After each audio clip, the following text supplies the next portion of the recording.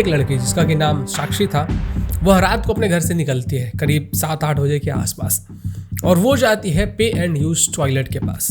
अब वो वहाँ पे क्यों गई थी किसी को भी ये नहीं पता है।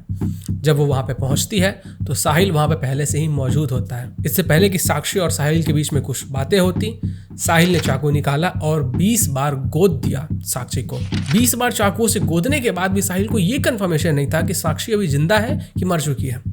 इसको कंफर्म करने के लिए उसने बगल में रखे हुए एक पत्थर को उठाया और उससे साक्षी का जो सर होता है उसको कुचल दिया। साक्षी के सर के 4 टुकड़े हो गए और साक्षी ने वहीं पे दम तोड़ दिया। चाकू के गोदने के कारण जो साक्षी थी उसका इंटेस्टाइन बाहर आ गया था। इसके बाद साहिल वहां से भाग जाता है। फिर जब छानबीन होती है तो बुलंदशहर से साहिल को पकड़ा जाता है।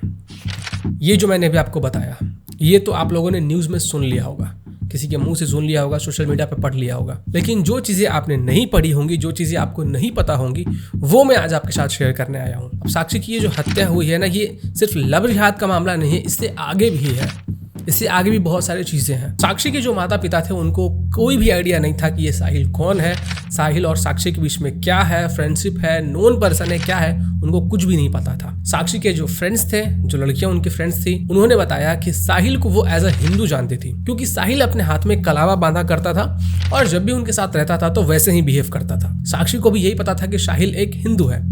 अब देखिए, साहिल एक ऐसा नाम है ना जो अब बहुत सारे जो मुस्लिम वो भी रखने लगे हैं। हालांकि एक हिंदू नाम है, लेकिन बहुत सारे लोग ऐसे भी मुस्लिम जो कि साहिल नाम रखते हैं। तो इस कारण से साक्षी और उसके फ्रेंड्स में जो कंफ्यूजन हुआ भी होगा, साहिल ने अपना कलावा दिखाकर दूर कर दिया होगा। अब साहिल क्या करता था कि वो जब भी साक्षी या फिर उनके फ्रेंड्स के साथ होता था तो वो अपना कलावा बांध लेता था हाथ में, लेकिन जब वो कहीं और होता था तो अपने कलावा को हटा देता था। इंस्टाग्राम पे जब इसकी चेक किया गया तो पता चला कि इसने इंस्टाग्राम पे कुछ ऐसे फोटोज है जिनमें कलावा बांधे हुए फोटोज पोस्ट किए हुए हैं, कुछ ऐसे फोटोज है जिनमें उसने कलावा नहीं बांधा हुआ है। तो एक लाइन में अगर मैं आपको बताऊं तो साक्षी को अपने प्रेम के जाल में फंसाने के लिए साहिल के लिए ये जरूरी था कि वो अपने आप को हिंदू दिखाए। तो उसने कलावा बांधा, साक्षी से दोस्ती की और फिर उसके साथ रिलेशनशिप में गया। जिस रात को साक्षी की हत्या हुई उससे ठीक 15 दिन पहले साहिल ने एक चाकू खरीदा था और उस चाकू को वो अपने पास लेकर घूम रहा था। जिस स्पॉट पे साक्षी की हत्या हुई थी वहां पे साहिल घूम रहा था बहुत पहले से। उस दिन के जो सीसीटीवी फुटेजेस है वो अवेलेबल है, उसमें दिखाई पड़ रहा है कि साहिल इंतजार कर रहा है कि साक्षी कब आएगी, और उसमें यह भी दिखाई पड़ रहा था कि साहिल अपने कुछ फ्रेंड्स से बात भी कर रहा था। अब साक्षी की हत्या करने से पहले उसके हाथ में कलावा नहीं था, सीसीटीवी की जो फुटेजेस है उसमें दिखाई पड़ रहा है। ओपन डोमेन में ये न्यूज अवेलेबल है कि साक्षी की हत्या करने के पीछे उसका ये रीजन था कि साक्षी ने उसे मना कर दिया था। अब आगे मैं आपको कुछ और भी डेटा दिखाऊंगा। ऐसा नहीं है कि साक्षी पहली बार ऐसी कोई लड़की है जिसके साथ ऐसा कुछ हुआ है। मेरे पास बहुत सारे डेटा है, एक लिस्ट है, पूरी शीट है मेरे पास जिसमें मैं हर एक डिटेल आपके साथ शेयर कर सकता हूं कि कितनी लड़कियों के साथ ऐसा पहले हो चुका है। तो उसको आगे मैं आपको बाद में बताऊंगा। तो साक्षी की हत्या करने के बाद साहिल वहां से फरार हो जाता है और वो जाता है अपने किसी चाची के घर, शायद बुलंदशहर में। बुलंदशहर में जाने के लिए वो बस का सहारा लेता है। अब यहाँ पे गौर करने वाली बात यह है कि जब बुलंदशहर वो जा रहा होता है तो वहां पे वो कलावा पहना हुआ होता है। अब ऐसा इसलिए हो सकता है क्योंकि साहिल अपने आइडेंटिटी को छिपाना चाहता था कि अगर कोई गलती से उसे पहचान भी ले, उसे पता होगा कि सीसीटीवी फुटेजेस हर जगह अवेलेबल हो गए होंगे, पब्लिक हो गया होगा, तो कोई उसे पहचान न ले, इसलिए उसने अपना कलावा वापस से पहन लिया होगा। जब छानबीन हुई, उसके फोन को सर्विलेंस पे रखा गया, तब उसका लोकेशन पता चला। अरेस्ट करने के बाद का ये जो फोटो है तो आप सबने देखा ही होगा। इस फोटो में क्लियरली विजुअल है कि उसने कलावा पहना हुआ है। अरेस्ट होने के बाद साहिल ये बताता है कि उसे कोई भी रिग्रेट नहीं है कि उसने साक्षी की हत्या की है।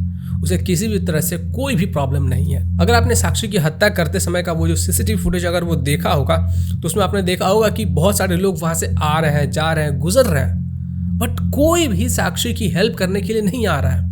एक भी बंदा नहीं, एक भी पर्सन नहीं, कोई भी नहीं आया। ये दर्शाता है कि अगर हमारे सोसाइटी में अगर आपको कभी किसी की हेल्प की ज़रूरत पड़ेगी, आप मर रहे होगे, फिर भी आपकी हेल्प के लिए कोई भी नहीं आएगा। और इसीलिए कहा जाता है कि आप अपनी रक्षा स्वयं करो। हर जगह आपको बचाने के लिए कोई भी व्यक्ति नहीं आएगा। आप कहीं पे हो, आप अकेले हो सकते हो, कोई भी आपके ऊपर अटैक कर सकता है, तो एटलीस्ट आप अपना सेल्फ डिफेंस तो कर ही सकते हो। और सेल्फ डिफेंस का हक तो हमें कॉन्स्टिट्यूशन भी देता है। अलग अलग तरीके से, अलग अलग चीज़ों से आप अपना सेल्फ डिफेंस कर सकते हो। आप एक गूगल करोगे, आपको बहुत सारे ट्रिक्स मिल जाएंगे। पर जिस साक्षी की जान गई, क्या उसकी जान वापस आ सकती है? नहीं आने वाली है। तो मुझे ये समझ में नहीं आ रहा है कि कौन थे वो लोग जो इतने डरपोक थे कि वो एक लड़के को रोक नहीं पाए, एक लड़की की जान नहीं बचा पाए। माफ करना, हो सकता है अभी मैं जो बोलने वाला हूँ उससे बहुत लोगों को तकलीफ होगी, बट सच्चाई यही है। दिल्ली के अंदर जो कल्चर है ना वो बहुत ज़्यादा वोक कल्चर है और लोग अपने आप से ज़्यादा काम रखते हैं, मतलब अपने काम से काम रखते हैं। मतलब नहीं उनको कि कोई क्या कर रहा है, उनके बगल में किसी की हत्या हो रही है, किसी को कोई किडनैप कर रहा है, क्या हो रहा है किसी को कोई फर्क नहीं पड़ता है। बट अगर मैं कंपैरेटिवली आपको बताऊं तो अगर किसी गांव में ऐसा कुछ होता है या फिर किसी रूरल एरिया में होता है तो वहां पे क्या होता है ना कि जब कुछ किसी को कोई गिर भी जाता है, किसी के साथ कोई नोक झोंक भी हो जाती है ना, तो लोग इकट्ठा हो जाते हैं, वहाँ पे भीड़ इकट्ठा हो जाती है। और इस कारण से क्या होता है ना कि जो वायलेंस है वो ज़्यादा नहीं बढ़ पाता है, मामला वहीं पे शांत हो जाता है। तो ये मैंने डिफरेंस नोट किया है एक शहर में और एक रूरल एरिया में। लोग अपने आप को कहते तो हैं कि हम पढ़े लिखे हैं, हम शहरों में रहते हैं, बट क्या आपके अंदर इंसानियत है? आपके आंखों के सामने किसी की हत्या कर दी जाती है, आप बोलते तक नहीं हो, उसे रोकने का प्रयास तक नहीं करते हो। इतने सारे लोग थे, अगर 2 लोग भी चाहते ना तो आराम से पकड़ के उस लड़के को वहीं पे पीट के ये मामला शांत कर सकते थे, पुलिस को हैंड ओवर कर सकते थे उसको, आज साक्षी जिंदा होती। बट क्या ऐसा हुआ? नहीं हुआ।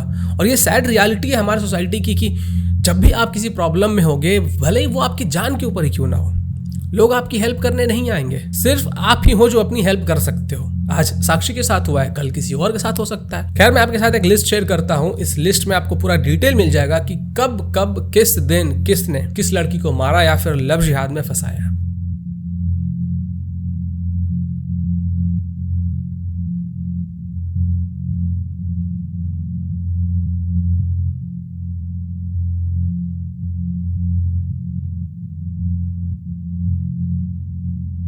तो ये पूरी लिस्ट है और 2017 के बाद से जितने भी मामले थे उनको कवर करने की कोशिश की गई इस लिस्ट में। हालांकि अभी भी ये लिस्ट अधूरी है, ये लिस्ट बहुत लंबी है, बहुत लंबी। इसमें बहुत सारे नाम जोड़ने अभी और भी बाकी है। ये उन लोगों की लिस्ट है ना जिनके बारे में न्यूज़ ने उसको कवर किया है, बट जिन लोगों के बारे में न्यूज़ ने कवर नहीं किया उनका क्या? तो साक्षी पहली ऐसी लड़की नहीं थी जिसके साथ ये हुआ, और साक्षी आखिरी लड़की भी नहीं थी जिसके साथ ये हुआ है।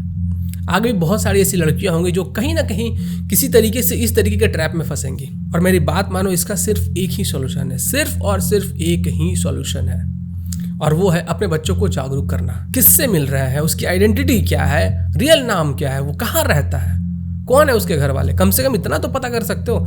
आप किसी के साथ इतना क्लोज हो या फिर कोई आपको अगर चेस कर रहा है, आपको परेशान कर रहा है, उसकी आइडेंटिटी तो निकलवा सकते हो। इतना सा इन्फॉर्मेशन और अपने बच्चों को ऐसे लोगों से दूर रहने के लिए सिखाना, बस ये काफी होगा कि आपके बच्चों के साथ ये कभी फ्यूचर में ना हो। बाकी चैनल पे मैं फिलहाल उतना एक्टिव नहीं हूँ जितना मैं एक्टिव रहता हूँ। उसका रीजन ये है कि अभी हम लोग इंजीनियर एक्सप्लेन जो हमारा चैनल है उसके ऊपर एक्टिव है, और उस पर एक बहुत इंपॉर्टेंट वीडियो आने वाली है और उसी में मैं लगा हुआ हूँ। बाकी आप लोग अपना सपोर्ट ऐसे ही बनाए रखें। नमस्कार।